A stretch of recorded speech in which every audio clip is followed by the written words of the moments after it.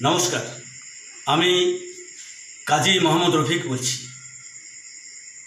বাংলার হৃদয়ে মমতা অভিষেক social media গ্রুপের বর্ধমান জেলার মুখপাত্র।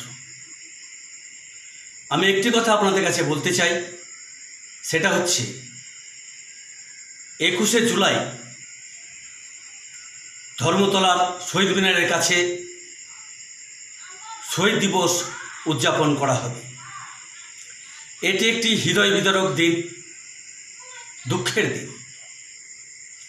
1993 সালে ভোটার কার্ডের দাবিতে বাংলার জননেত্রী, বাংলার গর্ব মমতা ব্যানার্জির নেতৃত্বে মহাকারণ অভিযান হয়েছিল এবং সেই দিন 13 জন মৃত্যুবরণ করেছিলেন এবং শহীদ হয়েছিলেন। তারপর থেকেই প্রত্যেক বছর 21শে জুলাই ধর্মতলার কাছে শহীদ মিনারে শহীদ দিবস উদযাপন করা হয়।